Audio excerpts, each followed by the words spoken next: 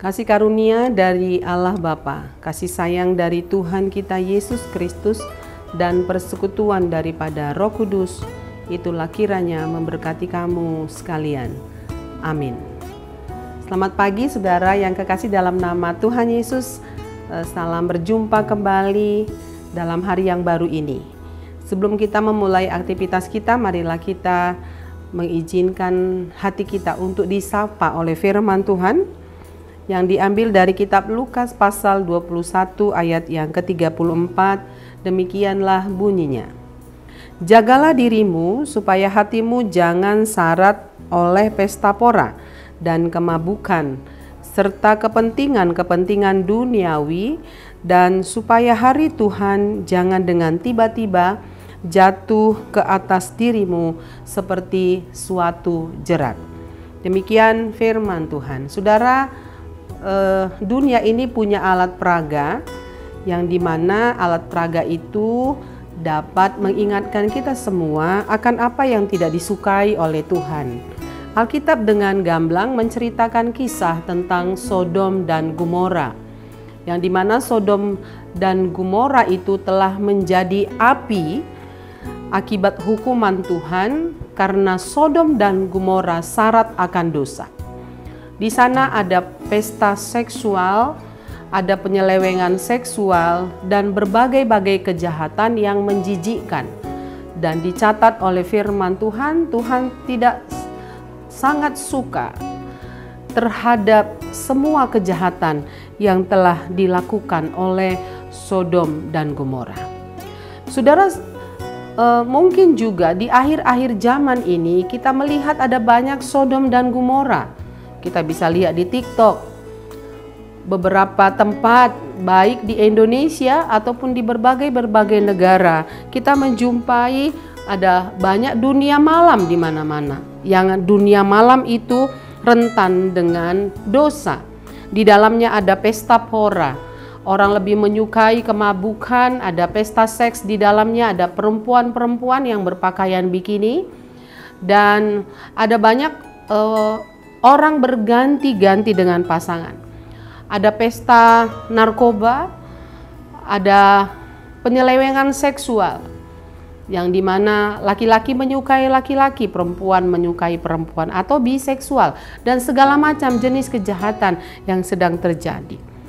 Firman Tuhan hari ini mengingatkan kita, terutama di akhir-akhir zaman ini, sudah dinubuatkan oleh Alkitab supaya setiap anak-anak Tuhan berjaga-jaga atas dirinya, agar anak Tuhan tetap bertekun dan takut akan Tuhan, dan setialah sampai Kristus datang kedua kali.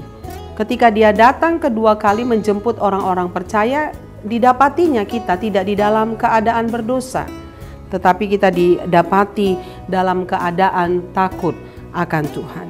Karena itu inilah doa kita kepada bangsa-bangsa atau kepada negara-negara atau tempat-tempat yang ada di Indonesia yang syarat akan pesta pora. Yang di dalam pesta pora itu ada banyak kepentingan duniawi yang dapat menjerat manusia jatuh ke dalam dosa. Saudara yang kekasih, berjaga-jaga itu sangat kita harus lakukan.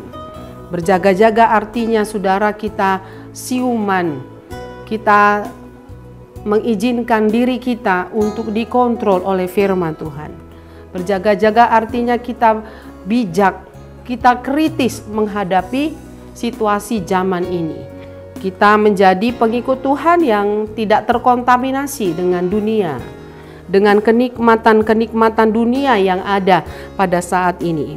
Kenikmatan kedagingan yang saudara sementara sifatnya, tetapi sesungguhnya saudara itu membawa manusia ke dalam hukuman yang berasal dari Tuhan. Karena itu saudara, ini tugas kita semua untuk bisa menegur siapa saja lewat nasihat atau lewat pemberitaan daripada firman Tuhan. Dan setiap pribadi menjaga dirinya dengan bersekutu dengan Tuhan, menjaga dirinya dengan membaca firman Tuhan.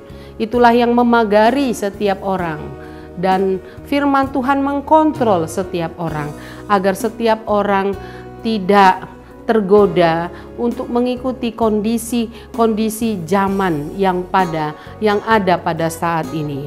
Karena itu marilah kita gunakan waktu sebaik-baiknya untuk memuji dan memuliakan Tuhan, melakukan dengan berbagai kebaikan, agar setiap waktu-waktu yang ada, waktu siang, pagi ataupun malam, waktu itu adalah untuk menata kehidupan yang lebih baik. Bila pun ada berkat yang diterima oleh banyak orang, apakah berkat itu lebih atau apapun berkat yang lebih itu tidak digunakan untuk kenikmatan diri sendiri, tetapi lebih baik berkat yang lebih itu digunakan untuk menolong orang-orang yang membutuhkan. Karena itu marilah terus berjaga-jaga sampai Kristus datang kedua kali. Amin, kita berdoa. Terima kasih ya Tuhan atas firman-Mu yang menyapa kami pada saat ini. Di tengah-tengah dunia hiburan yang sedang marak dimanapun, menawarkan berbagai kenikmatan hidup, di mana ada banyak orang melakukan pelarian ketika stres, depresi, ketika ada banyak masalah, banyak manusia mencari jalan pintas dengan masuk ke dalam dunia malam.